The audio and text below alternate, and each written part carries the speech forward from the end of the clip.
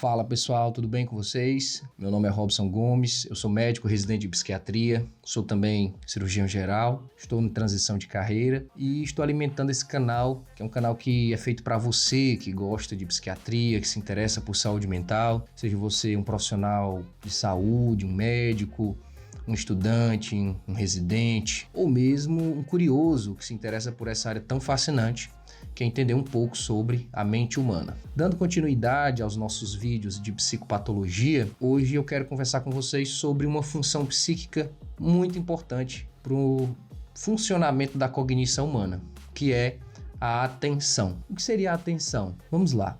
A atenção é a capacidade de direcionar a consciência para um determinado objeto, para uma determinada atividade. Então seria o foco da consciência, é a capacidade de, entre tantos estímulos do ambiente, você escolher um estímulo e se concentrar nele, seja por pouco tempo, seja por mais tempo. Enfim, a atenção é essa função psíquica que obviamente depende muito da atividade consciente e é talvez a função mental que mais organiza a cognição humana. Então, por exemplo, se aqui atrás de mim, ao invés desse quadro, ao invés dessa parede, tivesse uma avenida movimentada, com carros, pessoas andando, se movimentando, você provavelmente começaria a prestar atenção no que está lá atrás, rapidamente, mas quando percebesse que é algo secundário, que é algo repetitivo, você voltaria a consciência para o que eu estou falando, para mim, e ignoraria as informações que estão vindo de trás de mim. Isso é a capacidade de focar a consciência em determinado assunto, em determinado objeto, e é o que nós chamamos de atenção. A atenção também tem uma função essencial, que é a capacidade de selecionar os estímulos que vêm do ambiente, filtrar, organizar esses estímulos, esses conteúdos que vêm de fora e, de alguma forma, colocá-los em unidades menores, unidades compreensíveis e que darão apoio para o funcionamento de toda a atividade mental, de toda a cognição humana. A atenção ela pode ter alguns componentes fundamentais. Primeiro, início da atividade consciente e focalização. Toda vez que nós estamos iniciando qualquer atividade consciente, nós precisamos focar nossa consciência em determinado objeto. Esse início da atividade consciente é regulada, obviamente, pela atenção. Segundo componente importante, atenção sustentada e nível de alerta. Atenção sustentada é a capacidade de manter a atenção focada em determinada atividade, em determinado objeto. Vamos ver com mais detalhe mais à frente, mas é o que nós chamamos de tenacidade. E o nível de alerta é a capacidade de se direcionar para novos estímulos que vão surgindo no ambiente. Essa capacidade nós chamamos de vigilância. Terceiro, atenção seletiva e inibição de respostas a estímulos irrelevantes. Então, a atenção seletiva é a capacidade, literalmente, de selecionar o que é importante que está vindo do ambiente. É outro componente da atenção. Quarto, capacidade de mudar o foco da atenção, que é o que nós chamamos de atenção alternada. Então, se você está realizando ali uma atividade e essa atividade é complexa, você precisa o tempo inteiro direcionar a sua consciência para uma coisa, para outra, depois voltar para a primeira. Então, isso é o que nós chamamos de atenção alternada. Podemos dividir também a atenção em atenção voluntária e atenção espontânea. A atenção voluntária é aquela que nós direcionamos conscientemente, voluntariamente para os objetos. A atenção espontânea é aquela atenção que se direciona para objetos que vão chegando do ambiente, para estímulos que vão se aproximando, e muitas vezes eles entram ali no nosso campo da consciência sem que a gente consiga muito ter influência sobre ele.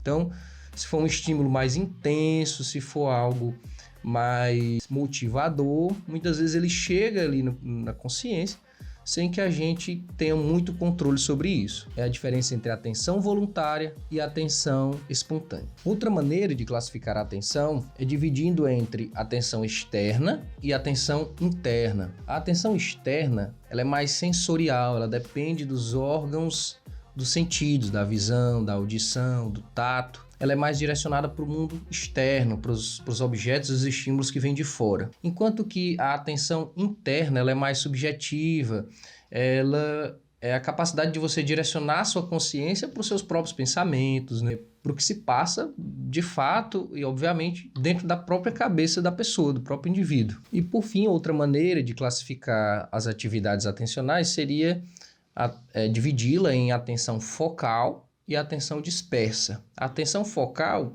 é quando nós concentramos toda a energia atencional, ou praticamente toda ela, sobre um objeto, sobre um estímulo. E a atenção dispersa é aquela atenção que é mais espalhada, em que ela distribui a energia da atenção de forma mais difusa. Por exemplo, quando você está contemplando ali uma paisagem, olhando para o horizonte, os pensamentos estão mais vagos, sua atenção ela está mais difusa. Ao passo que quando você está lendo um livro, está se concentrando naquela história que se está desenrolando, a sua atenção está mais focada. Foi Eugene Bleuler que, no início do século XX, introduziu 2 conceitos que nós utilizamos muito ainda hoje quando vamos avaliar um paciente, quando vamos tentar entender o nível atencional de uma pessoa. São os conceitos de tenacidade e vigilância. A tenacidade é a capacidade de manter a atenção focada em determinado objeto por um tempo determinado.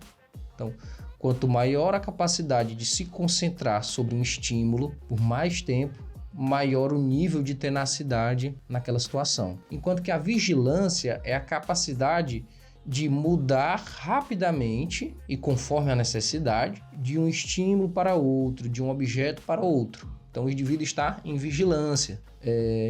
E obviamente a tenacidade e a vigilância elas são equilibradas, elas precisam estar equilibradas para que uma não interfira na outra. Por exemplo, quanto mais vigilante o indivíduo está, e aí nós dizemos que ele está hipervigil, maior a dificuldade de ele ser tenaz, de ele estar hipertenaz, de ele se concentrar em determinado objeto. Ao passo que quanto mais tenaz o indivíduo está, ou seja, mais concentrado ele está em uma atividade, menos vigil ele fica, ou seja, menor a capacidade de ele direcionar-se de um objeto para outro, de um estímulo para outro. Esses são os conceitos fundamentais já introduzidos no início do século XX, que a gente chama de tenacidade e vigilância. Vamos agora analisar alguns conceitos trazidos pela neuropsicologia moderna. Vamos lá. Existe algo que nós chamamos de foco da atenção. Isso aí a gente já consegue ter uma ideia baseada no que nós já conversamos. O foco da atenção é a capacidade de manter a consciência direcionada e sustentada para determinado objeto. Mas o que influencia na capacidade de focar, de ter foco? São principalmente fatores externos e fatores internos, fatores extrínsecos e intrínsecos. Os fatores extrínsecos estão relacionados à própria intensidade do estímulo. Então, quanto mais intenso o estímulo vem do ambiente, mais ele tende a ser capturado pela sua atenção. E também a capacidade de aquele estímulo ser novo. Então, quando surgem estímulos novos, quando os sentidos capturam estímulos novos, a atenção tende a capturar aquele estímulo.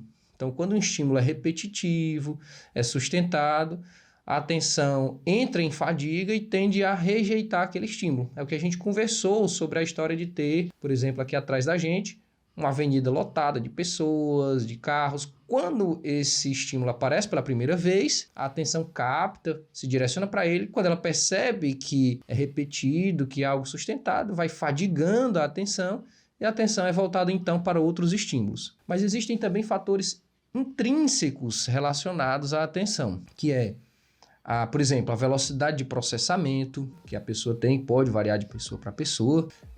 Muitos chamam isso de inteligência, mas aí é um assunto para outro momento. A motivação, se o indivíduo está motivado, está interessado em realizar aquela tarefa, provavelmente a atenção vai conseguir se voltar mais facilmente para aquele objeto. Assim como eu estou motivado em fazer esse vídeo para vocês hoje. Então, vai ser um vídeo que vai ser muito prazeroso de ser feito, porque eu estou motivado para isso. Existem também os aspectos emocionais. Então, quanto mais afetividade você tem relacionada àquele estímulo, àquele objeto, mais facilmente a atenção vai capturar esses objetos. Então, uma dica boa da própria neuropsicologia para quando você quer realizar uma atividade e precisa focar nela é fazer com que essa atividade tem uma certa intensidade, você de alguma forma precisa estar motivado, você precisa se interessar, gostar, ter afetos positivos relacionados àquela atividade. Outro conceito interessante trazido pela neuropsicologia é o conceito de atenção seletiva.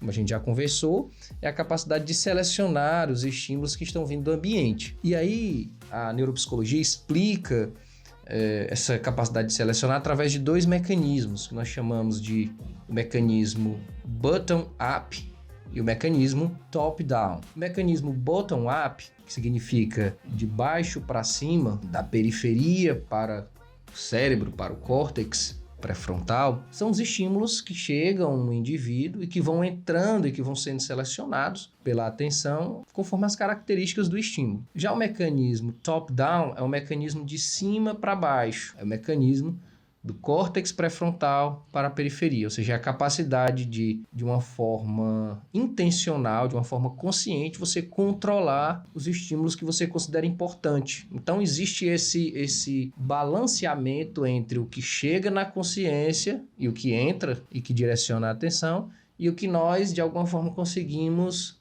controlar. São os mecanismos top-down e bottom-up, que são explicados aí pelas correntes da neuropsicologia. Existe também o conceito de atenção dividida, que é a capacidade de você direcionar o foco da consciência, direcionar sua atenção para dois estímulos ou mais ao mesmo tempo. Obviamente, quando você divide a sua atenção para mais estímulos, para mais objetos, a força do foco ela fica dividida, ela é menor. E muitas vezes essa atenção dividida ela pressupõe que quando você direciona sua atenção para um objeto ou para um estímulo, os outros que estão ali tentando ser capturados pela atenção, eles estão ocorrendo de uma forma automática. Por exemplo, quando você, está dirigindo e ouvindo música, você está se concentrando em duas atividades e está direcionando sua atenção para duas atividades. Se dirigir naquele momento está tranquilo, porque o trânsito está tranquilo, porque não existe ali muitos distratores do ambiente, você coloca o ato de dirigir no automatismo e direciona, por exemplo, sua atenção para uma música que está tocando, que você gosta, ou para uma conversa com a pessoa que está do lado. Ao passo que está tocando uma música, você está dirigindo, porém a direção ela precisa de mais atenção porque o trânsito está intenso, o risco de se envolver em algum acidente, por exemplo, é maior. Você direciona o foco da atenção para o ato de dirigir e coloca no automatismo a capacidade de escutar aquela música. Então você está usando a atenção dividida, mas de alguma forma um dos estímulos está sendo direcionado de uma forma mais automática e o outro de uma forma mais consciente. Outro conceito da neuropsicologia é o conceito de atenção alternada. É a capacidade, que é uma capacidade considerada complexa, de você direcionar a sua atenção e mudar essa direção conforme as demandas do ambiente. Então é o que a gente já conversou, é sair de um estímulo e ir para outro, prestar atenção no objeto, logo em seguida prestar atenção em outro, depois voltar para o objeto inicial. E por último, vale a pena a gente entender o que é a atenção sustentada, que é justamente essa capacidade de manter o foco atencional em um determinado objeto, um determinado estímulo. Isso depende muito do controle top-down, do controle do córtex pré-frontal, do controle que vem de cima para a periferia. Por quê? Porque a capacidade de sustentar a atenção luta contra uma regra básica, que é tudo que é repetitivo, tudo que se sustenta, ele tende a fadigar a atenção. Por isso que a atividade consciente do córtex pré-frontal, que nós utilizamos chamamos de mecanismo, ela tem esse poder de tentar ao máximo diminuir essa fadigabilidade da atenção e continuar, mesmo no estímulo repetitivo, prestando atenção naquele estímulo. Então você percebe que são muitos conceitos relacionados à atenção. Então a atenção eu considero um dos temas mais complexos dentro da psicopatologia, porque não envolve apenas o conceito básico, envolve entender mecanismos, conceitos que se relacionam com a atenção e atividades cognitivas. E aí vale muito a pena a gente entender o papel da atenção nas funções executivas, as chamadas funções executivas, que são um conjunto muito complexo de atividades mentais responsáveis praticamente por toda a atividade consciente que o ser humano executa. Então, as funções executivas são responsáveis por planejar, por executar uma tarefa, por monitorar a execução dessa tarefa.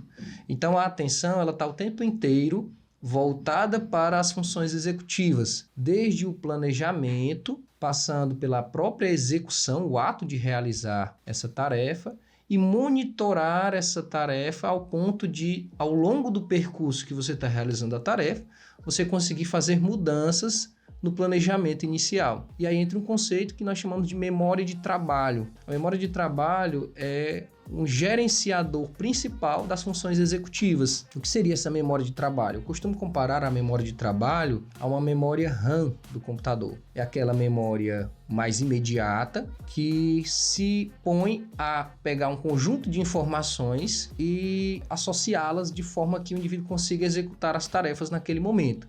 Ou seja, é o que mantém o indivíduo online, por exemplo, ao passo que as memórias mais antigas estão ali guardadas na mente, guardadas no cérebro, seriam, digamos, as memórias que estão offline. Então, a memória de trabalho, ela pega uma série de informações e aplica aquelas informações e mantém aquelas informações ativas para ajudar na execução das tarefas e, portanto, auxiliar fundamentalmente nas funções executivas. E quanto às alterações da atenção, nós utilizamos alguns termos muito interessantes dentro da prática psicopatológica. Por exemplo, quando a atenção está globalmente diminuída, nós dizemos que o indivíduo está em hipoprosexia. Então, esse termo hipoproséxico ou hipoprosexia se refere à diminuição global da atenção. Muitas vezes tem relação com a própria diminuição do nível de consciência ou diminuição da própria motivação. O indivíduo está tão desmotivado, por exemplo, e o ambiente está praticamente sem estímulo que a atenção está diminuída como um todo. O aumento global da atenção nós chamamos de hiperprosexia.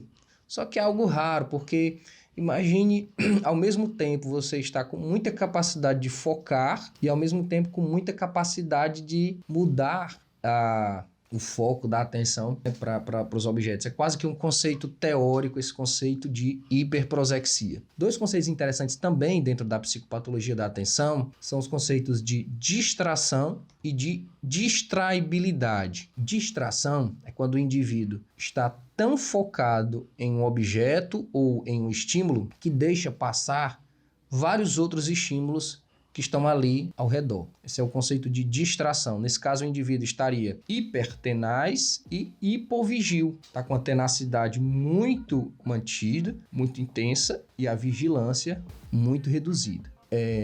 E a distraibilidade seria o oposto. O indivíduo consegue se distrair muito facilmente. Então, ele não consegue focar num objeto, num estímulo, e facilmente se deixa de se dispersar para outros estímulos. Então, o indivíduo aqui estaria hipervigil, mas não necessariamente está hipervigil. Às vezes, ele apenas não consegue ter tenacidade, mas sempre ele estaria hipotenaz. Então, essa é a diferença desses conceitos de distração e distraibilidade. E aí a gente vê que existem muitos conceitos, existe toda uma estrutura de pensamento, de cognição por trás da atenção. Mas como é que a atenção está alterada, por exemplo, nos transtornos mentais, né? Nas doenças propriamente ditas? Nos quadros, por exemplo, demenciais, a atenção é uma das primeiras funções que se altera. Então, o indivíduo passa a ter muita dificuldade nas funções executivas, iniciar tarefas, continuar e manter tarefas, terminar tarefas que ele começou.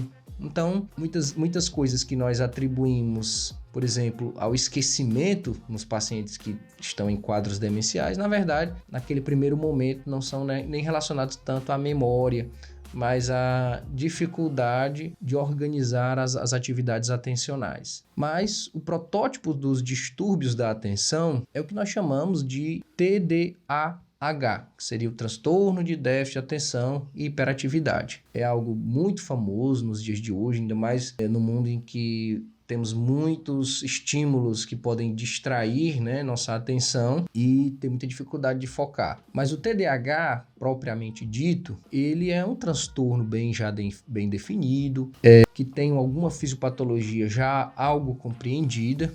Vamos discutir com mais detalhes em outro episódio, mas precisamos pelo menos ter uma ideia de como é que a atenção está alterada no TDAH. Na verdade, a atenção ela pode estar alterada em vários componentes. A pessoa tem muitas vezes dificuldade de selecionar os estímulos que vêm do ambiente.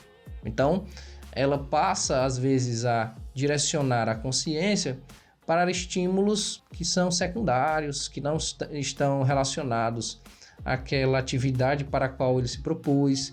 Tem muita dificuldade às vezes de sustentar aquela tarefa que ele iniciou, então às vezes ele consegue até planejar uma tarefa, mas não consegue executar porque a atenção deixa de focar, deixa de monitorizar ou de monitorar aquela atividade, e aí o indivíduo se perde ao longo da tarefa. Isso vale para todas as atividades que o indivíduo realiza. Então, uma pessoa, por exemplo, que eu estou com muita dificuldade de ler, de estudar, será que eu tenho TDAH? Na verdade, se nas outras tarefas ela consegue se concentrar para fazer uma comida, ela consegue se concentrar para dirigir, ela consegue se concentrar para manter uma conversa, provavelmente ela apenas está tendo dificuldades, né? Está tendo outros distratores ali que estão dificultando aquela primeira atividade. O TDAH não, ele se relaciona a todas as atividades da vida do indivíduo. Então o indivíduo passa a ter dificuldades de aprender, passa a ter dificuldades no próprio dia a dia, né? Começa a esquecer coisas, esquecer entre aspas, né? Porque na verdade não é esquecimento, ele apenas deixa de terminar tarefas porque a atenção se perdeu ao longo do caminho. No TDAH, que é considerado um distúrbio do neurodesenvolvimento, a atenção pode estar alterada em vários de seus componentes, desde a capacidade de selecionar os estímulos que vêm do ambiente, até a capacidade de monitorar as funções executivas. E também pode estar alterada, inclusive, que é algo que é relativamente comum em pacientes que têm esse transtorno, a capacidade de conter os impulsos. Porque a capacidade de conter impulsos, que são aqueles atos quase que automáticos, tem uma relação estreita também com a capacidade atencional. Então, o indivíduo que tem TDAH frequentemente é um indivíduo impulsivo, realiza atos às vezes de forma quase que automática. Além do TDAH, a atenção pode estar alterada em vários outros transtornos mentais. Por exemplo, nos transtornos do humor. Os pacientes que estão em episódio maníaco, pacientes muito eufóricos, com atividade mental muito acelerada, pela própria velocidade de toda a atividade psíquica, o indivíduo tem dificuldade de se concentrar em um único objeto e um único estímulo. Então, os indivíduos em estados maníacos, no transtorno bipolar, eles, na verdade, têm uma hipervigilância, porque estão o tempo inteiro sendo estimulados ou se direcionando para estímulos externos, e uma hipotenacidade. Ao passo que os indivíduos, os pacientes que estão em quadros depressivos, podem apresentar normalmente uma hipoprosexia, ou seja, uma diminuição global da atenção, porque estão sem motivação para praticamente qualquer estímulo, e aí nem estão interessados em se concentrar em um objeto, nem estão interessados nos estímulos que estão chegando do ambiente. Mas os indivíduos depressivos, se eles estiverem muito voltados para aquela atividade mental relacionada a sentimento de culpa, a sentimentos, por exemplo, de estar com medo de doença ou pensamentos de ruína. Então, às vezes, o indivíduo está pensando tanto em conteúdos negativos, está tão focado em conteúdos negativos, que ele pode sim estar em estado de hipertenacidade para esses pensamentos e hipovigilância, porque ele está tão concentrado naquele negativismo do quadro depressivo, principalmente isso acontece nos quadros depressivos mais graves, que ele não se interessa por nenhum estímulo novo que vai chegando do ambiente. Então é isso. Eu espero que eu tenha conseguido explicar um pouco, pelo menos alguns conceitos que se relacionam a essa função psíquica tão complexa que é a atenção, e aos poucos, ao longo dos próximos episódios, vez ou outra, a gente pode voltar para algum desses conceitos e tentar destrinchá-los melhor, porque realmente a atenção é algo que, de certa forma, está na moda, já que é um grande desafio no mundo com tantas informações, redes sociais, tantas funções que as pessoas tentam acumular. É algo muito desejável você ter a capacidade de manter sua atenção voltada para as tarefas que você considera importante. Então, é isso. Agradeço pela atenção, de ter prestado atenção nesse vídeo. Se gostou, curte o vídeo, compartilha com os amigos e principalmente se inscreve no canal. Forte abraço a todos. Você acabou de assistir a mais um episódio do canal Além da Superfície, Psiquiatria Explicada.